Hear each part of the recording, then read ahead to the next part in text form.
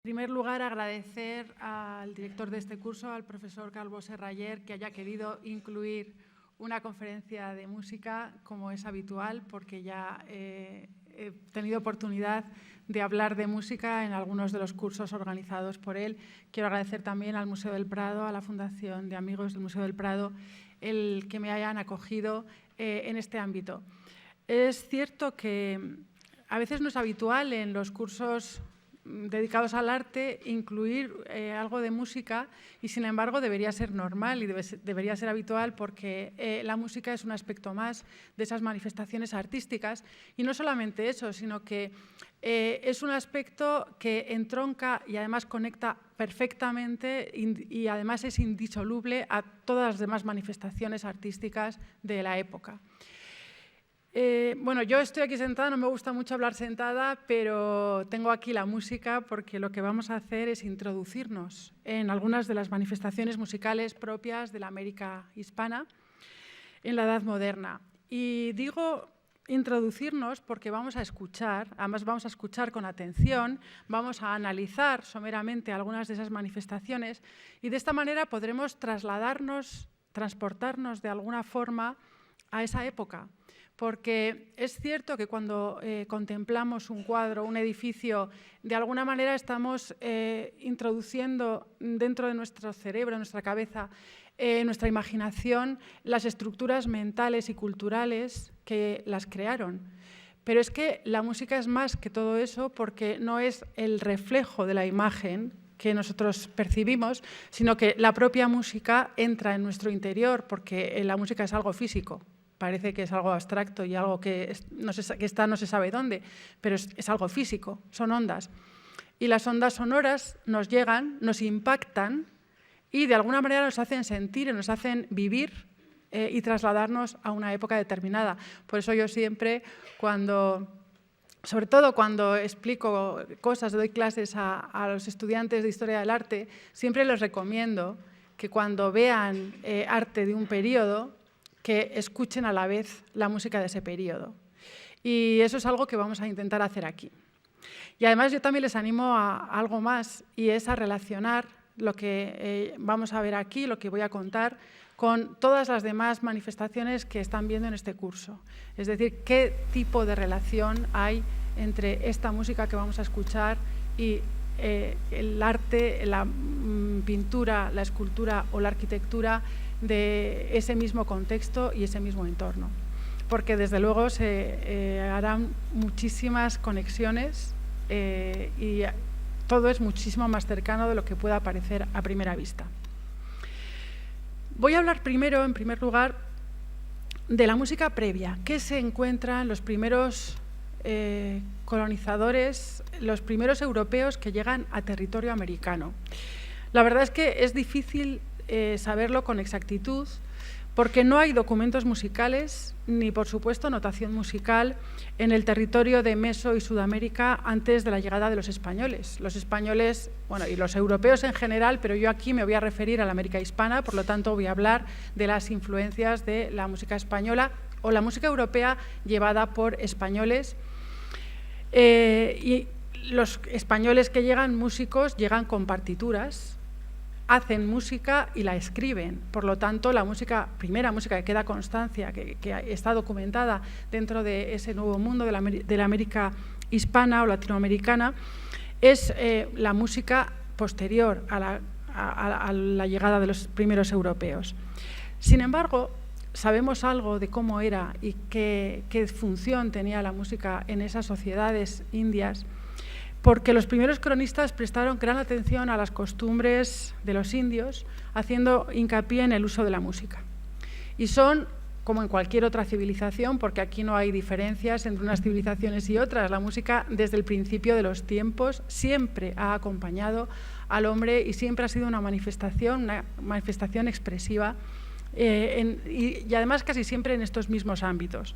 Son tres los ámbitos señalados por esos cronistas: las fiestas y celebraciones, el ritual sacro, las ceremonias religiosas, y una suerte de cantos, que esto sí que es algo peculiar, algo curioso, una suerte de cantos de carácter épico legislativo, unas canciones antiguas por las cuales se rigen. Así lo describía Ramón Pané ya durante el segundo viaje de Colón en 1493. Se infiere de las descripciones que hay una amplísima paleta de formas musicales en las que se combinan el canto, la danza y la música instrumental, y sobre todo con instrumentos de percusión, todo tipo de tambores y de idiáfonos. Y los idiáfonos son instrumentos de percusión metálicos o, por ejemplo, también maracas, cascabeles, etc. Y después también una gran variedad de instrumentos de viento, como tipo flautas y otros. La fiesta civil o religiosa con música se denominaba, en toda la zona de México, se denominaba areíto. Y el areíto es un tema recurrente, muy recurrente en toda la cronística, sobre el que existen opiniones dispares. Ya digo que aquí nos estamos moviendo con las descripciones y también con la iconografía musical, que ahora pondré algún ejemplo, pero nos movemos en el terreno siempre de la hipótesis y la elucubración, porque, como digo, no se ha conservado documentación clara con partitura de esas manifestaciones. La palabra areíto proviene del arauco, aerín, que significaba ensayar y recitar. Se cantaba y se bailaba colectivamente durante un tiempo prolongado. El canto tenía una estructura dialogal, donde existía una copla y un estribillo, y las danzas tenían carácter ritual. En muchas ocasiones la descripción del areíto detalla el elenco instrumental. Como he dicho, estaba constituido fundamentalmente por tambores, instrumentos de viento, sobre todo flautas, ocarinas y pífanos. Es Bernardino de Sahagún, que fue un misionero franciscano, no sé si les suena, esta historia general de las cosas de la Nueva España, que es una crónica escrita entre 1558 y 1579. Y Bernardino de Sahagún es el que hace el acopio más abundante, porque es una crónica que está llena de ilustraciones y hace no solamente las descripciones, sino que las refleja en estos dibujos. Y aparecen aquí instrumentos, danzas y cantos pertenecientes al actual territorio de México y Guatemala. Pero es que también nos da las denominaciones en lengua náhuatl, porque él fue un estudioso de la lengua local, del náhuatl, y entonces utiliza métodos que hoy podríamos llamar etnográficos. Lo que hace es acercarse a esas poblaciones, aprende su lengua, aprende los nombres de los instrumentos y busca información de primera mano preguntando a la gente del pueblo.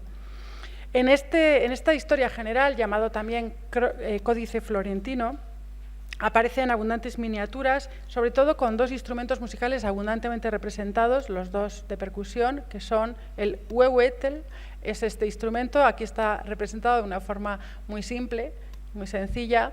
Aquí hay otras representaciones del huehuetl,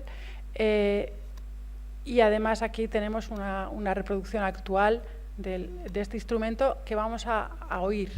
Voy a poner cómo suena, bueno, pero antes de oírlo, aquí en esta ilustración que tenemos, el huehuetl es el vertical, el tambor vertical, y este otro es un instrumento que tienen aquí que se llama teponaztli, que se toca también con dos baquetas y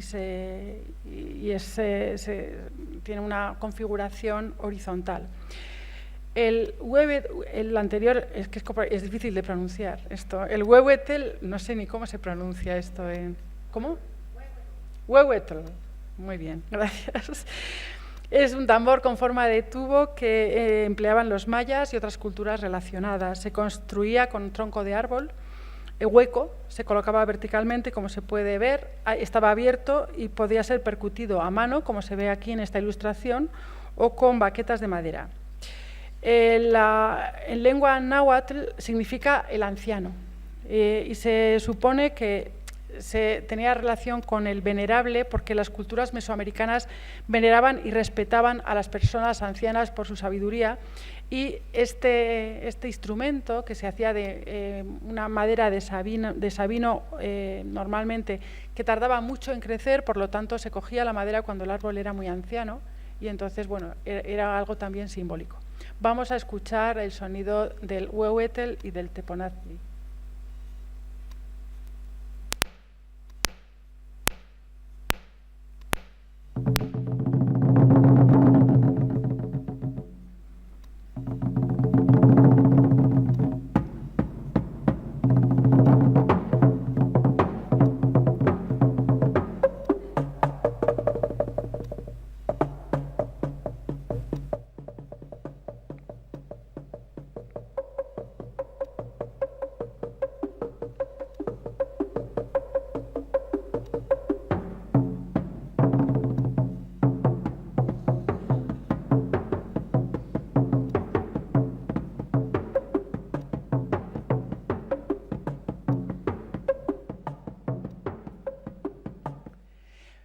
Parece que es un instrumento de percusión tocado de cualquier manera, pero es que realmente la forma de tocar estaba muy bien establecida. Por ejemplo, en Ciudad de México, en los años 50 del siglo XVI, en la década de 1550, se presenta, hay como una especie de resurgimiento de las canciones de la cultura azteca. Hay un manuscrito en náhuatl conocido como Cantares en idioma mexicano, y allí se encuentran 91 canciones florales que en los años 1551, 1553 y posteriores evocan la matanza de los antepasados guerreros. Y ahí se detalla con una descripción muy detallada cómo había que tocar el huehuetl acompañando estas canciones. Dicen: el huehuetl se toca de la siguiente manera. Primero un repique que se esfuma, luego otro repique que igualmente se esfuma. Después se tocan 3 toques de huehuetl y finalmente le sigue un ritmo muy cercano al centro del tambor. Aquí se termina y se reanuda el ciclo de toques, iniciándose con un solo golpe al borde del huehuetl. Es decir, la descripción es increíblemente detallada. Una de estas canciones, que desgraciadamente no se han conservado con música, se conocen las letras, la podemos ver aquí, y voy a poner otra vez el toque del huehuetl para ver un poco todo ese tipo de toques tan diferentes, ¿no? Un toque largo que se esfuma, otros 3 ya más breves, etc. Y aquí se puede ver el tipo de texto que tenían estas canciones.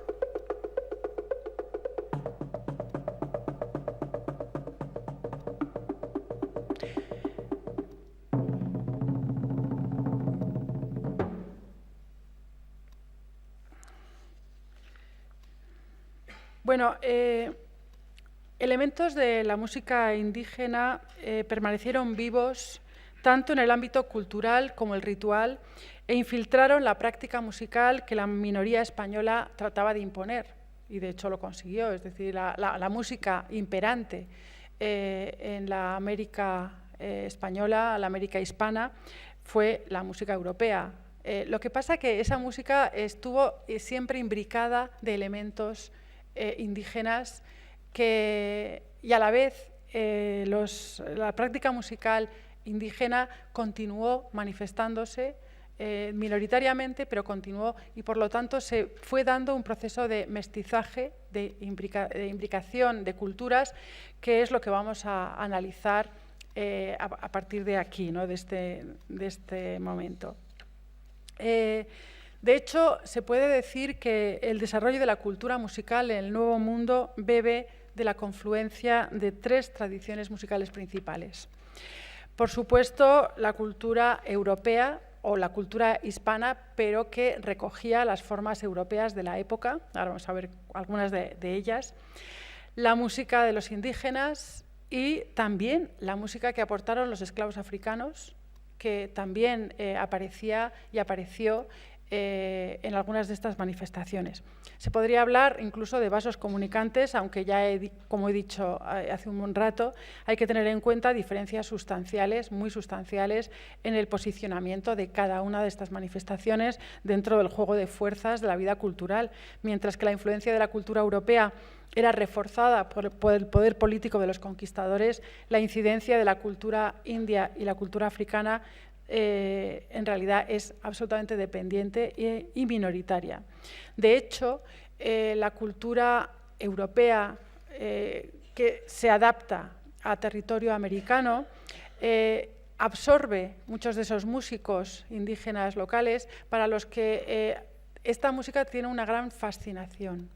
De hecho, enseguida hay un encuentro fecundo porque, dada la situación floreciente de la música y de la danza en estas culturas indígenas, inmediatamente, por ejemplo, ellos absorben los nuevos instrumentos que llevan los españoles, los adoptan también, los incorporan en sus ritos y los incorporan en sus propias manifestaciones musicales, y al revés, los conquistadores lo que hacen es asumir también la mano de obra de alguna manera indígena, como veremos a continuación en esta música de las catedrales y de la música de las misiones que vamos a abordar a continuación. El único contexto en el que la música juega un papel del que disponemos una información significativa, yo diría que más que significativa, porque tenemos muchísima documentación, muchísimos ejemplos, y la verdad es que esto podría dar pie a un curso entero sobre la música de esta época, de este periodo, pero yo lo que voy a hacer es he hecho una selección de obras muy escogidas para explicar algún tipo de manifestación musical o de género musical. Bueno, la música sacra, la música religiosa. En líneas generales se puede estructurar el proceso de incorporación de la música en la práctica litúrgica y devocional del Nuevo Mundo, diferenciando dos vertientes. Por una parte, la música litúrgica de las catedrales. Además, bueno, viene muy bien que justo esta conferencia caiga detrás de esa visión magnífica que hemos tenido de las catedrales del Nuevo Mundo, porque me voy a ahorrar muchas explicaciones de cuál era el espacio y cuál era la función de estas músicas. Y por otra parte, la música en el contexto de la evangelización llevada a cabo en las misiones, que es algo interesante que todavía está poco estudiado. Hay que decir que la música de las reducciones misioneras y de las llamadas doctrinas está estudiada muy parcialmente. Se ha estudiado sobre todo esas reducciones que fueron quizá más florecientes y que se han recogido luego. Bueno, ¿quién no recuerda esto? Y claro, si todo el mundo ha visto esta película de La Misión de 1986, que la verdad es que es una película magnífica y que causó un gran impacto, y uno puede pensar, bueno, ¿esto es idílico, es un cuento, es una leyenda o fue real? Esto es lo que vamos a ver ahora, ¿no? ¿Qué hay de cierto en esta historia tan dramática, a la vez tan bella, ¿no? Si todos recuerdan estos misioneros jesuitas que llegan a esas reducciones de esa zona de la zona cercana a Bolivia, bueno, estas reducciones que están más estudiadas realmente en su ámbito musical, lo que se encuentran allí y lo que consiguen con la música es algo absolutamente espectacular, con esos niños y esos adultos indígenas que empiezan a cantar maravillosamente con unas voces angelicales y que además construyen instrumentos y tocan todo tipo de instrumentos. Bueno, ¿qué hay de cierto en esto? Bueno, realmente hay una historia que puede dar pie a esta historia legendaria de la misión. Hubo una figura llamada Pedro de Gante, que es muy interesante. Era un franciscano. Bueno, es conocido que las órdenes religiosas más estrechamente ligadas al mundo misional, al mundo de las misiones, fueron los franciscanos y los jesuitas. Los franciscanos tuvieron más influencia en las culturas nativas de América del Norte y Central, y los jesuitas en mayor número en Sudamérica, y durante los siglos XVII y XVIII desarrollaron sus famosas misiones en Paraguay, Bolivia, Argentina y Brasil. Bueno, voy a hablar de Pedro de Gante. Pedro de Gante fue una de esas primeras figuras de misioneros franciscanos que llegaron al Nuevo Mundo, que fue un encargo particular porque era pariente de Carlos V, y solicitó Carlos V del Papa Adriano VI para la misión del territorio de Nueva España a los pocos años de haber sido conquistado Tenochtitlán. Pidió un número de franciscanos que fueran a evangelizar allí. Bueno, en vista de la situación caótica en la que se encontraba la ciudad de México, afectada además, bueno, Tenochtitlán, perdón, afectada además por un núcleo, por la peste, el grupo prefirió establecerse en Texcoco y comenzar desde allí a evangelizar a los indios dispersos por la zona. Su primera medida consistió en aprender la lengua náhuatl y buscar el contacto con los dirigentes indios para formarlos, educar a los hijos de los dirigentes y desde allí comenzar esa tarea de conquista, evangelización. Por orden de Hernán Cortés, se procedió a aislar a los hijos de los señores y su entorno para adoctrinarlos, alfabetizarlos y formarlos en el canto y en la ejecución de la música instrumental. Hay que tener en cuenta, y de ahí la importancia de la música, la fuerza que tiene la música en la educación. Ahora parece que estamos hablando en chino, sobre todo en nuestro país, desgraciadamente, no se le da la importancia que debería tener cuando hay muchísimos estudios que demuestran que la educación con música es muchísimo más, que se educa muchísimo mejor a los niños con música porque desarrollan una serie de habilidades y de registros cerebrales que de otra manera no activan.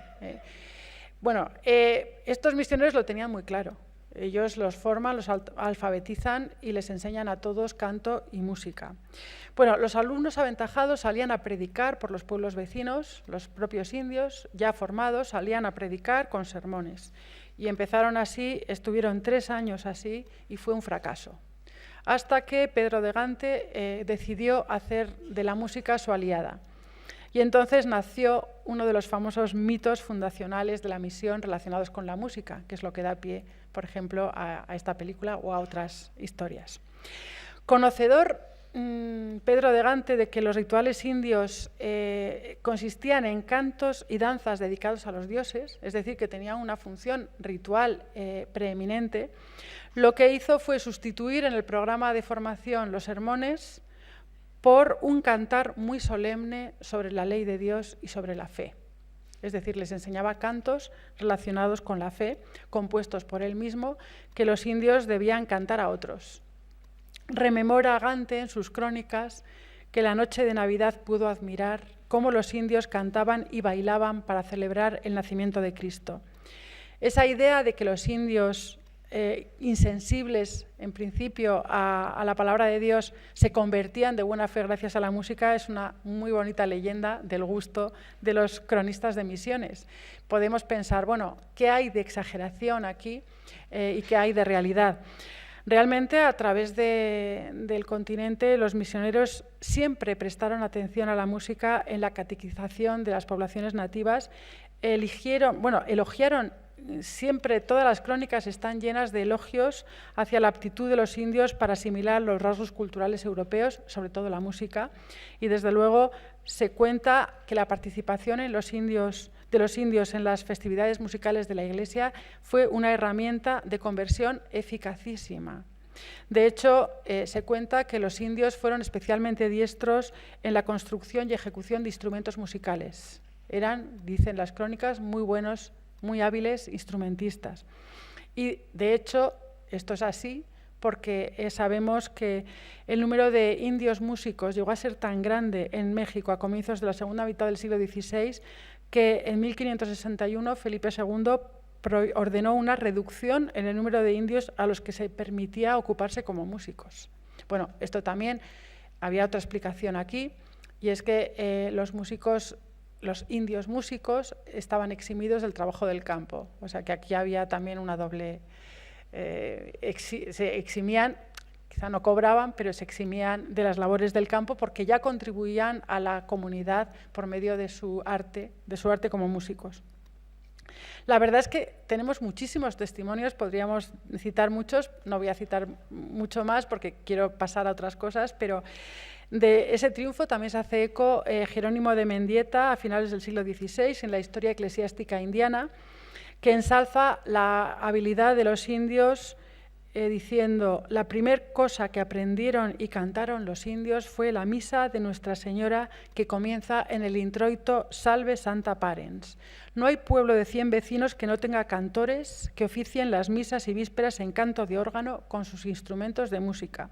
No hay aldehuela apenas, por pequeña que sea, que deje de tener siquiera 3 o 4 indios que canten cada día en su iglesia las horas de Nuestra Señora.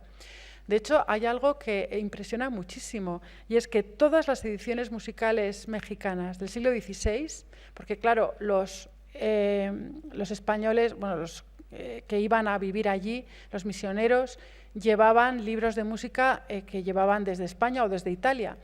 Y entonces nos encontramos en los archivos musicales, en los archivos catedralicios y en los archivos locales de estas poblaciones, nos encontramos libros de música riquísimos que recogen toda la polifonía del siglo XVI, el siglo de oro de la polifonía, y además España fue uno de los lugares de mayor riqueza musical. Es nuestro siglo de oro. Tenemos a grandísimos nombres como Tomás Luis de Victoria, como Cristóbal de Morales, Francisco Guerrero, etcétera. Todas las obras de estos autores están allí y se las llevan allí para cantarlas. Y es increíble pensar que, como realmente no había suficientes españoles para constituir los coros, lo que hacían era que los indios aprendían a cantar y los indios aprendían a tocar los instrumentos, y eran ellos los que hacían estas polifonías. Claro, no podemos saber cómo sonaba aquello, pero es que las crónicas son muy reveladoras en este sentido. Los indios cantaban, los indios tocaban instrumentos, y enseguida empezaron a organizar libros de cantos y de salmos allí. Y todas las colecciones, como digo, musicales mexicanas del siglo XVI, aún la más lujosa, que fue una edición patrocinada por los jesuitas, un Psalterium Antiphonarium Santorale de 1584, se publicaron para uso exclusivo de los centros misioneros para indígenas. Es decir, que es increíble pensar, bueno, estos libros seguramente eran para uso de las catedrales únicamente y para esos coros más occidentalizados de alguna manera, o más europeizados, perdón. Bueno, pues no, todos estos libros fueron hechos para la evangelización de las misiones, en concreto. Bueno, de acuerdo con la tradición azteca, como ya he dicho, los músicos era un oficio de muchísima consideración social en esas sociedades, y entonces todos más o menos competían por poder ser músicos, porque era un escalafón social importante, un puesto importante dentro de la sociedad, y entonces había allí todo tipo de instrumentos que tocaban, como trompetas, clarines, chirimías, acabuches, flautas, cornetas, dulzainas, pífanos, violas, rabeles y otros instrumentos, de la cual una variedad desmesurada se utiliza actualmente en los monasterios. Esto es una descripción del año 1556. Todos estos instrumentos habían habían atravesado el Atlántico, pero luego allí se crearon escuelas de construcción de instrumentos y los replicaban. Bueno, como digo, enseguida se forman coros, se forman pequeñas orquestas, y enseguida también los misioneros, los músicos misioneros, empiezan a utilizar las lenguas locales para hacer llegar mejor la doctrina del Evangelio a los indígenas, a los indios. Y tenemos unas manifestaciones muy interesantes de carácter totalmente sincrético. Antes, cuando se ha hablado de las catedrales, se ha hablado de lo que gustaba, lo de las procesiones, ¿no? Las naves esas donde procesionaban. Tenemos cantidades de testimonios de la importancia que se daba al canto y al baile, incluso dentro de la misma liturgia, en manifestaciones casi paralitúrgicas, porque lo que hacían los misioneros, sobre todo en las misiones, se tenía muchísima más permisividad con las costumbres locales y con esas manifestaciones musicales, incluso dentro del entorno de la música litúrgica. Y entonces lo que hacían era que esas manifestaciones musicales de danzas rituales, azteca, etcétera, lo que hacían era incorporarse a la liturgia católica, y había una mezcla muy interesante de manifestaciones musicales. Por otra parte, se les dejaba cantar y bailar con sus ropajes tradicionales. Tengo aquí algún texto. Dice: Los cantares, esto es un texto que narra, bueno, el Inca Garcilaso de la Vega describe en la primera parte de los comentarios reales unos cantares que los indios del Perú establecían para establecer el ritmo de los movimientos propios del barbechar de la tierra que incorporaron a las procesiones de la catedral. Esto es muy interesante. Y dice, los cantares que decían en loor del sol y de sus reyes, todos eran compuestos sobre la significación de esta palabra Haili. Haili era una de las palabras, junto con Taqui, que en el Perú designaban esas fiestas y bailes con música de los indios. Dice, en lengua general del Perú quiere decir triunfo, como que triunfaban de la tierra barbechándola. Pareciéndole bien estos cantares de los indios y el tono de ellos, el maestro de capilla de aquella iglesia catedral compuso el año del 51 o del 52 una chanzoneta en canto de órgano para la fiesta del Santísimo Sacramento, contrahecha muy al natural al canto de los incas. Salieron 8 muchachos mestizos vestidos como indios, con sendos arados en las manos, con que representaron en la procesión el cantar y el jaili de los indios, ayudándole toda la capilla al retruécano de las coplas, con gran contento de los españoles y suma alegría de los indios, al ver que con sus cantos y bailes solemnizasen los españoles la fiesta del Señor Dios Maestro, al cual ellos llaman Pachacamac, que quiere decir el que da vida al universo. Bueno, aquí tenemos claramente una manifestación de sincretismo interesantísima que era bastante habitual. Vamos a escuchar un ejemplo, porque importa escuchar, oír estas manifestaciones. Vamos a oír la primera pieza polifónica impresa en el Nuevo Mundo y además que está compuesta precisamente para un ritual, está recogida en un ritual para uso de las misiones. Es esta pieza que tienen aquí, en un libro de oraciones rituales, que es una pieza polifónica escrita en quechua. Hanakpachap Kusikwinin. Es un canto procesional dedicado a la Virgen y escrito en quechua que el clérigo Juan Pérez de Copacanegra incluyó en su manual para doctrineros, llamado Ritual, Formulario e Institución de Curas. Bueno, vamos a escucharlo primero con la letra, luego veremos qué características musicales tiene.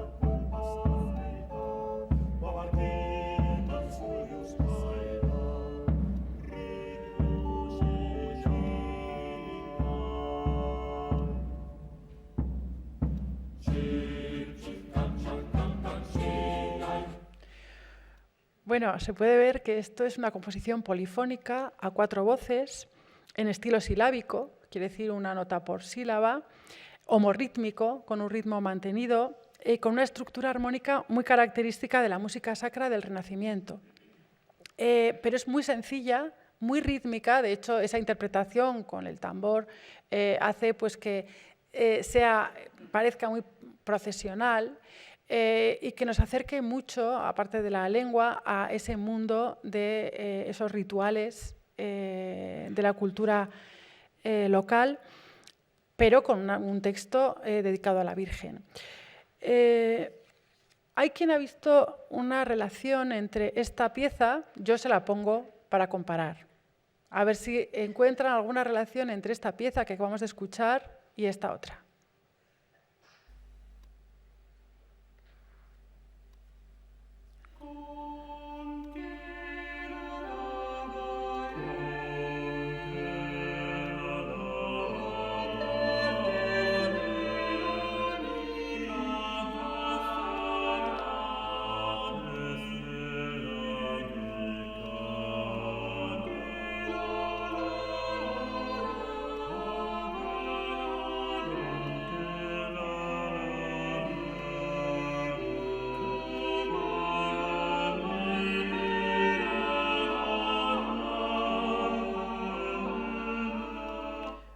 ¿Encuentran alguna relación?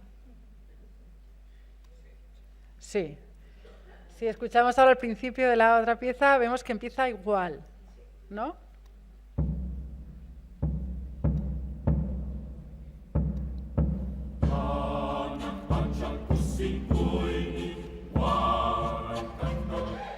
Se parece, pero es muy distinta.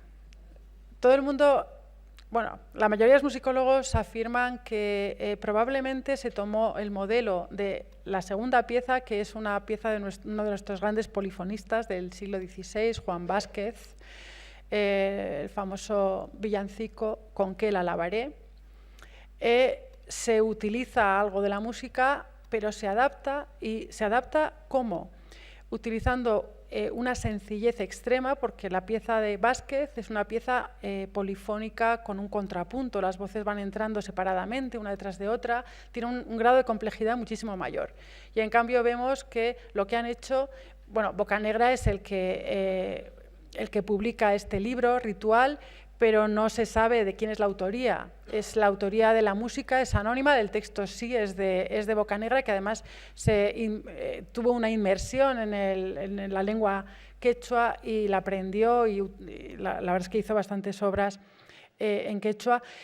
Él hizo el texto, pero la música, hay quien dice que es una adaptación de un músico indígena local, pero no lo sabemos, no lo sabemos. Pero realmente hay una adaptación a una música muchísimo más sencilla, mucho más accesible, mucho más rítmica, porque hay homorritmo, en relación a al supuesto modelo, ¿no?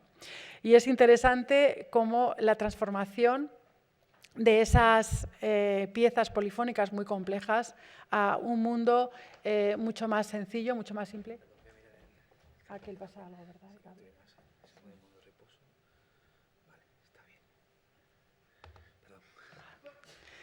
Los problemas de la técnica con la música siempre es igual. Bueno, la letra tiene una... Bueno, aquí, esta obra, hay quien ha dicho que tiene una significación para la música lo mismo o parecido que la coetánea escuela cuzqueña para la pintura. Por eso he traído esto, ¿no? Una perfecta integración entre las tradiciones europeas y criollas del virreinato con las originarias de la región. Los modelos son muy claros, los modelos son europeos, pero realmente la interpretación, el simbolismo transforma esos modelos y los adapta al nuevo medio, al nuevo entorno. Y esto es lo mismo que pasa con esta pieza, que es de la misma época y del mismo lugar. Bueno, la letra tiene como finalidad hacer llegar la teología cristiana a través de la expresión ritual quechua, y por eso hay una serie de ideas, de alegorías, de metáforas muy vinculadas a María, vinculada a la naturaleza, columna de marfil, árbol fructífero, etcétera, que también encontramos en otras manifestaciones artísticas religiosas de la misma época. Bueno, vamos a pasar ahora a la música de las catedrales. La música más conocida, de la que han quedado más testimonios y vestigios, es la música religiosa que sonaba en las catedrales e iglesias importantes del Nuevo Mundo. Ya se ha dicho en la conferencia anterior que el modelo de todas estas catedrales fue la Catedral de Sevilla, pero es que también lo fue en la música. La verdad es que la organización musical de estas catedrales, de estas grandes iglesias, estaba calcada casi de la Catedral de Sevilla, de la metrópoli. Y la catedral era el centro de la vida pública, ya se vio cómo estaba antes en el centro de la ciudad, junto al palacio, y bueno, todas las fuerzas, el poder estaba allí reunido, un poco dejando su impronta, ¿no? Era el centro de la vida pública. La iglesia, la catedral, controlaba la educación en todos los niveles, también la educación musical, y fomentaba la mayor parte de las actividades intelectuales y artísticas.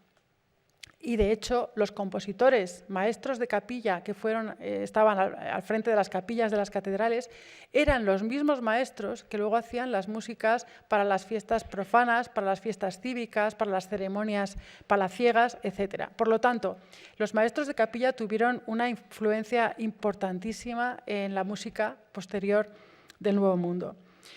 Las catedrales de México y Guatemala fueron los destinos óptimos para un músico en Nueva España, seguidos más tarde por las catedrales de Puebla y Bogotá. Y después también las de Cuzco y en todo el territorio sudamericano, y después ya más adelante otras muchas. ¿Cómo se organizaba una capilla de música? La capilla de música era importantísima en la liturgia. De hecho, antes ya nos ha explicado el profesor Navascués que, claro, una catedral que de repente quite el coro, como hemos visto en el ejemplo, rompe totalmente con toda la organización de la liturgia en la que la música tenía un puesto fundamental. De hecho, yo lo que he traído, luego vamos a ver un ejemplo, lo que he traído aquí es una vista de la Catedral de Puebla, en México, con ese coro, con 2 órganos enfrentados y donde se hacía la música, y ahí estaba la capilla. ¿Quiénes constituían la capilla? El maestro de capilla, que era el compositor, educador, formador, el que formaba a todos los músicos y además componía para la liturgia. Y después estaba el organista o los organistas. Claro, una catedral como Puebla, que tenía 2 órganos enfrentados, hacían música policoral. Policoral quiere decir que había músicos en cada lado del coro y entonces se contestaban de forma responsorial o dialogada. Había organistas. Bueno, por supuesto, el puesto de maestro de capilla era un puesto muy codiciado. En España era muy codiciado, en América también, porque era el puesto de más categoría y de mayor salario, y estaba ocupado principalmente por españoles, aunque progresivamente se irían admitiendo a criollos y excepcionalmente mestizos. Y encontramos ya mestizos e incluso algún indio como maestro de capilla, muy excepcionalmente. Pero luego estaban los cantores y los ministriles. Los ministriles eran los instrumentistas. Y aquí sí, los cantores en las catedrales lo que se organizaban eran los seises. Seguramente les suena el tema de los seises de la Catedral de Sevilla, esos niños que bailaban y cantaban delante del Santísimo Sacramento, que lo siguen haciendo en la Catedral de Sevilla, por cierto. Bueno, pues los seises eran los niños que cantaban y se les enseñaba. Se les daba formación general y se les daba formación musical, y entonces hacían un servicio también a la liturgia. Después había coros también de adultos y había ministriles. Entre estos cantores y ministriles había una gran abundancia de indios y también de negros. Por lo tanto, eran puestos más bajos y entonces había que cubrirlos de alguna manera. No había suficientes españoles o criollos para cubrir estos puestos, y entonces lo que hacían era echar mano de indios y de negros, que luego poco a poco van también transmitiendo sus formas de tocar, de cantar a estos conjuntos. Por lo tanto, ahí la hibridación se da de una manera también natural. La verdad es que si nos fijamos en algunas de estas catedrales, por ejemplo, la Catedral de Ciudad de México, fundada en 1528, pudo contar con un coro de indios para los servicios dominicales al cabo solo de 2 años. Ese coro había recibido su adiestramiento en el Colegio de San Francisco, que había fundado y dirigido Pedro de Gante, el famoso misionero del que hablaba antes, y ya en 1532 el propio Gante insinuaba que los indios cantores adiestrados en sus escuelas podían actuar también en la capilla imperial, que el emperador tendría que escucharlos él mismo para creerlo posible. Bueno, aquí hay una gran nómina, enorme nómina de maestros de capilla que se suceden al frente de las capillas de las catedrales. Yo no les voy a aburrir con nombres, para eso ya hay una bibliografía que pueden consultar. Solamente voy a centrarme en 3 o 4 nombres importantes, quizá los más relevantes de los compositores de esta época, y vamos a escuchar alguna obra suya. El primer maestro de capilla importante de la Catedral de México fue Hernando Franco. Hernando Franco, por supuesto, español, de origen era extremeño, y fue maestro de capilla de México de 1575 a 1585. Claro, ¿qué es lo que... Ay, ¿qué me he pasado? ¿Qué es lo que compone Franco? Bueno, esto que van a ver aquí es algo atribuido a Franco, aunque no se sabe muy bien si es de él o no. se piensa que sí, pero hay voces discordantes dentro de la musicología. Lo habitual que compone Hernando Franco es la música que sonaba en las catedrales, en las fiestas, en las solemnidades, que eran misas en latín, por supuesto, era una liturgia católica en latín. Misas, Magnificats, motetes, etc. Voy a poner un ejemplo muy breve de este tipo de música que se oía en el siglo XVI en cualquier catedral, tanto española como alemana o como, bueno, austríaca más bien, en la liturgia católica, como en América. Esto era lo que sonaba.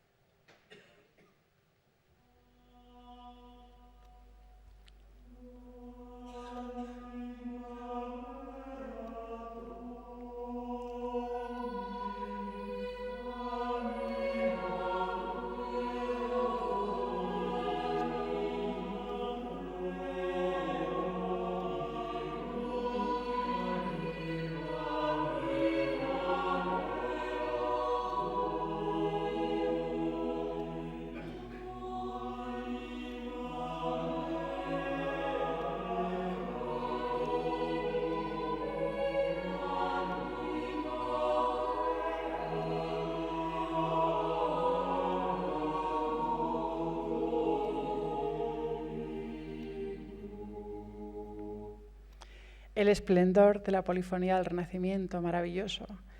4 voces a capela, sin instrumentos, en una polifonía perfecta, que llenan todo el espacio de la catedral. Y esto es un Magnificat compuesto por Hernando Franco allí, en la Ciudad de México. Pero a la vez, en la liturgia española se adopta un género que es el villancico. El villancico es un género popular, muy popular, que se canta, es el único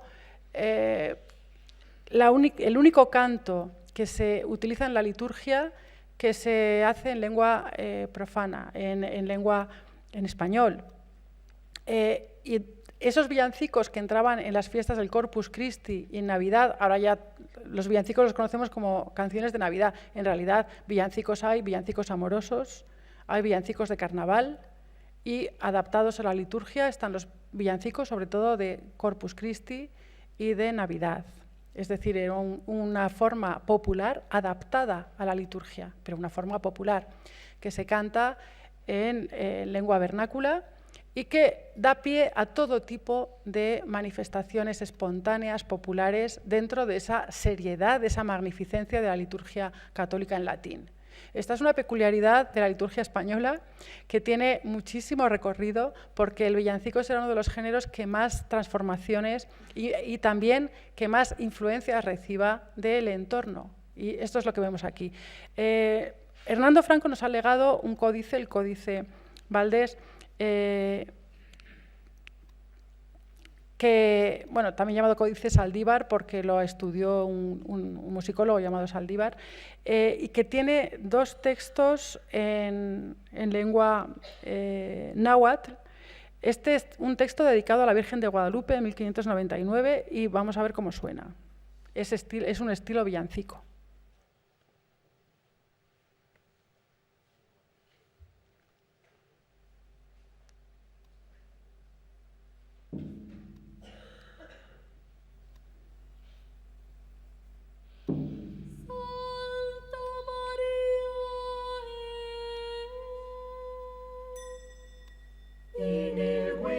Sewa pile, dinanzilius indicto tempam trato canse, mauel devatio panci modratolti, et la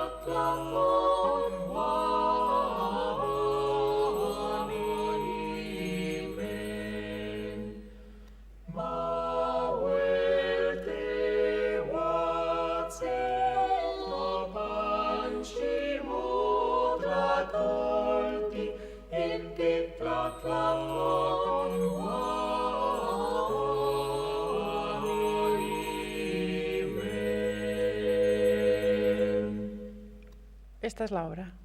una maravilla de sencillez, que la verdad es que el autor pone la obra al servicio del texto, que es comprensible incluso en esta textura a 5 voces, pero muy sencilla, y ejemplifica un diálogo sensible entre ese lenguaje musical heredado de Europa, del que hemos visto un ejemplo antes, muy diferente, y una expresividad distinta cuyos modelos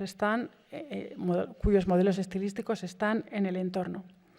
Otros muchos compositores, maestros de capilla, utilizan también esta simbiosis y hacen estos géneros también que son modalidades del villancico y que he puesto en el título.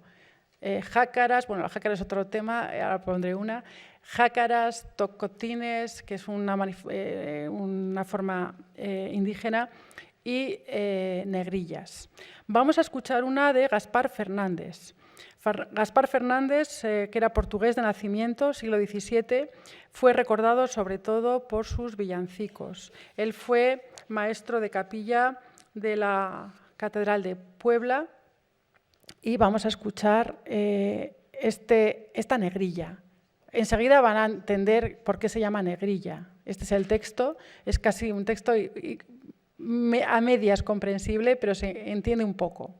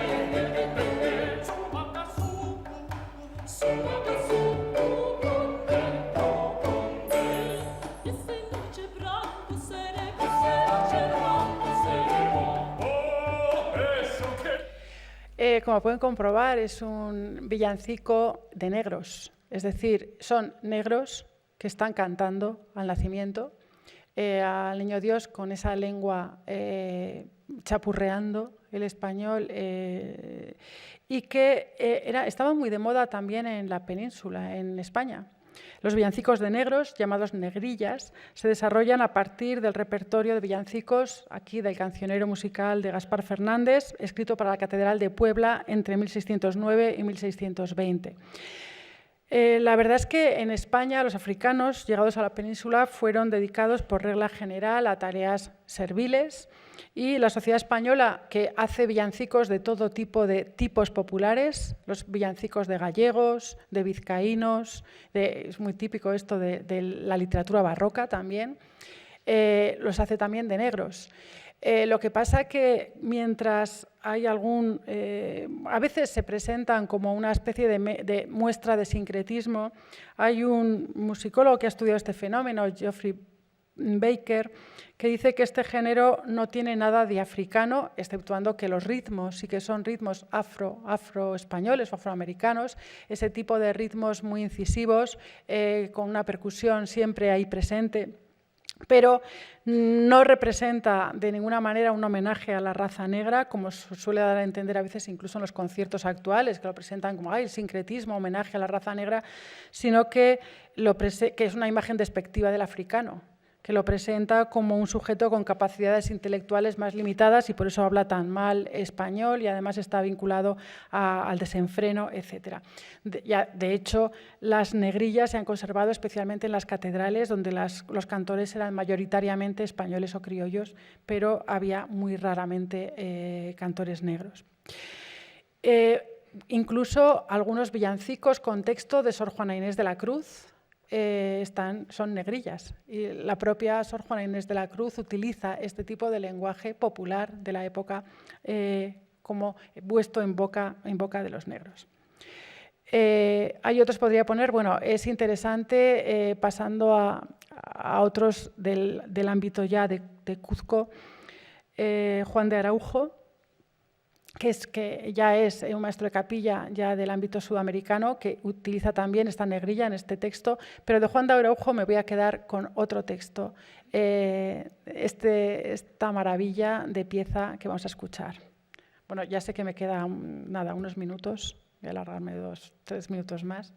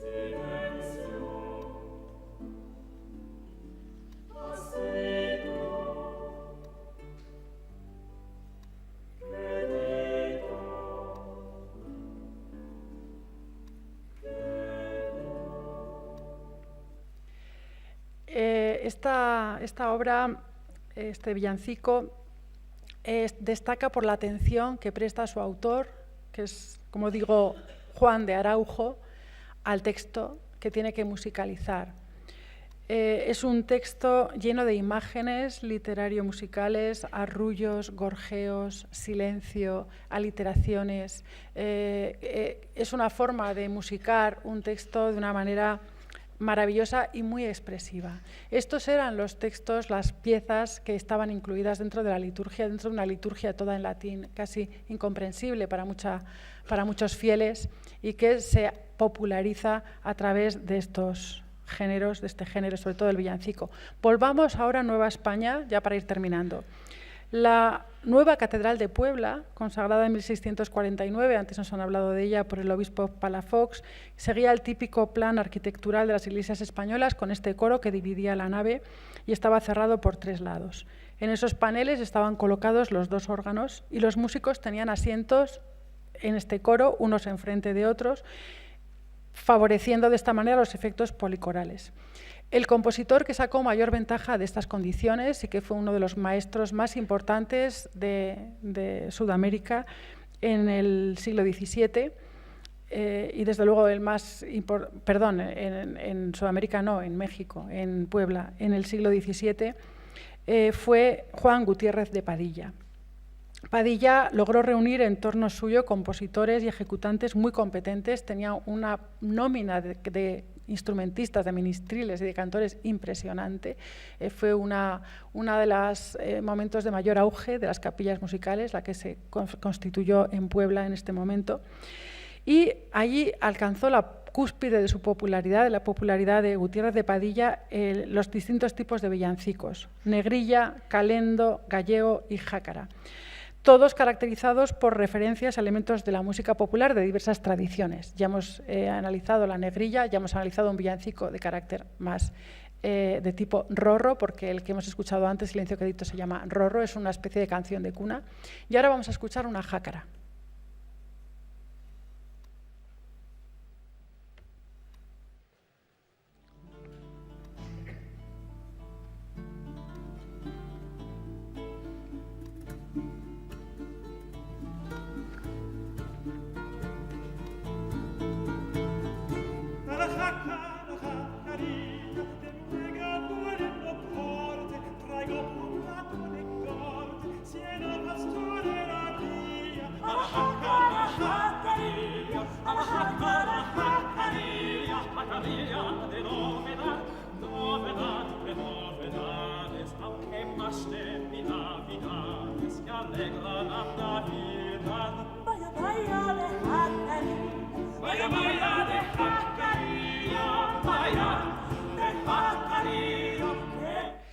Bueno, como se puede ver, esto es una pieza ya de carácter totalmente profano, que además tiene su origen en el teatro.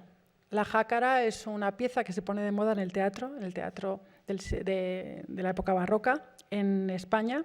La palabra deriva de jaque, que es un malhechor, y entonces era un romance cantado sobre la vida y andanzas de un malhechor que se jactaba y que era el jaque. Y de ahí deriva la jácara, siempre con ritmo muy vivo, siempre con ese tipo de ritmo complicado que tiene la música española de la época. Bueno, pues este tipo de jácaras se llevan también al Nuevo Mundo, se componen allí, se cantan tanto en las iglesias como fuera, y vemos que hay una línea tenue que diferencia la música profana de la sacra en este momento. Hay formas mezcladas, hay formas mixtas. La jácara, el villancico y la jácara se cantan en la iglesia, pero se cantan también en las calles y se cantan en el teatro. Y termino con dos referencias y dos audiciones muy breves para ver algún ejemplo también de qué es lo que pasa fuera de esas catedrales. Los mismos maestros de capilla son los que, como he dicho antes, componen la música de los palacios y la música de las fiestas. Y una tradición que también se lleva al Nuevo Mundo es la ópera, la primera ópera barroca, que se empieza a hacer en España con letras de Calderón de la Barca y que es remedada también por compositores del Nuevo Mundo. De hecho, tenemos la primera ópera conservada del Nuevo Mundo, es de un maestro de capilla que se llamaba Tomás de Torrejón y Velasco. Compone una ópera que se representa en Lima, 1701, con motivo del 18 cumpleaños de Felipe V, un rey español muy apasionado por la ópera y que la fomenta mucho. Y entonces escribe una ópera con libreto de Calderón de la Barca, La púrpura de la rosa. Voy a poner un fragmento. El tema es mitológico, como es habitual en la ópera de esta época.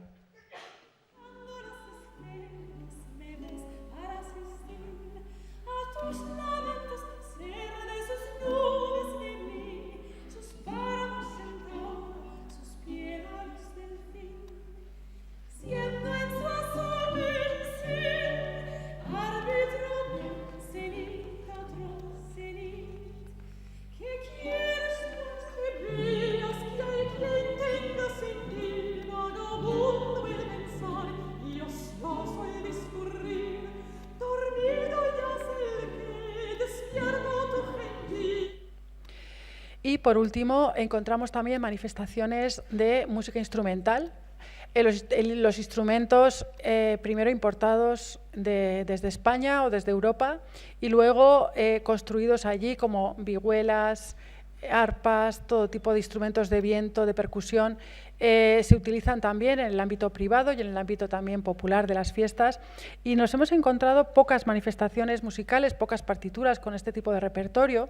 Tenemos el Códice Martínez Compañón, que es un códice que representa con imágenes también la vida de esa época, y pongo aquí algunos de los ejemplos de bailes y danzas de carácter popular. Ahí podemos ver una vihuela, un arpa, un tambor con una especie de flauta o de chirimía y unos danzantes, y aparecen todo tipo de danzas que estaban de moda también en Europa y estaban de moda en España, pero junto a esas danzas hay un códice, que voy a poner un ejemplo de ese códice, que es el método de cítara de Sebastián de Aguirre, que data de mediados del siglo XVII y que incluye entre esas danzas importadas de España, incluye varias que son ya típicamente americanas.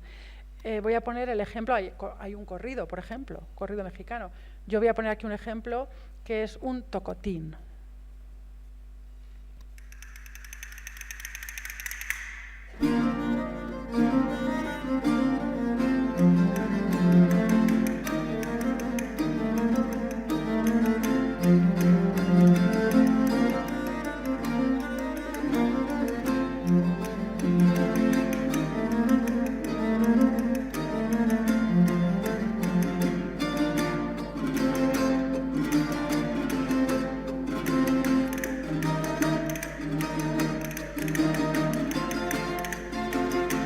Bueno, el tocotín era un baile dramatizado que se podía cantar, bueno, o expresar en español o en náhuatl, y que es una mezcla también de recursos. Aquí sí que este es un género absolutamente típico de esa mezcla, de ese mestizaje que se llega a convertir la música latinoamericana y que le va a dar sus señas de identidad, como esta forma, esta cachua, que era una pieza popular, la cachua, que aparece aquí en este Códice Martínez con Pañón y que nos suena ya, y ya sí que con esto ya ponemos el punto final, que suena totalmente andino. Podríamos pensar que esto es una música que está compuesta muy recientemente y esto está compuesto en el siglo XVIII.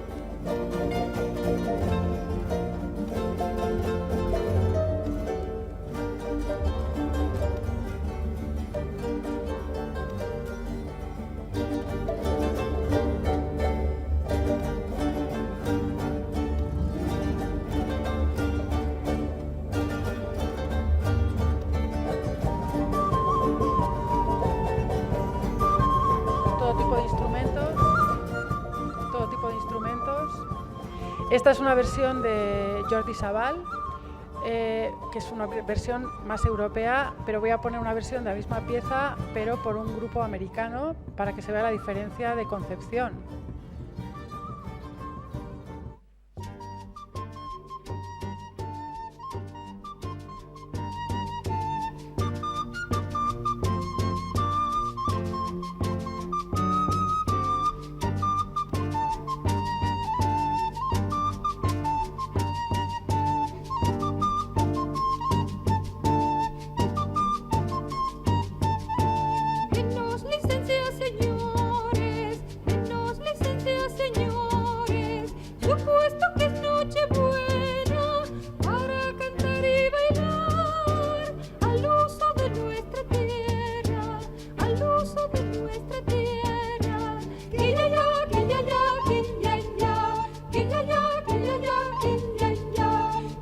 Esto es un villancico de Navidad a dos voces y bajo. Bueno, podemos terminar diciendo que la colonización emprendida en América por los españoles fue un proceso globalizador en el que las identidades se acabaron difuminando, resultando a veces difícil diferenciar lo propio de lo indígena, lo europeo, lo profano y lo sacro. Muchas gracias.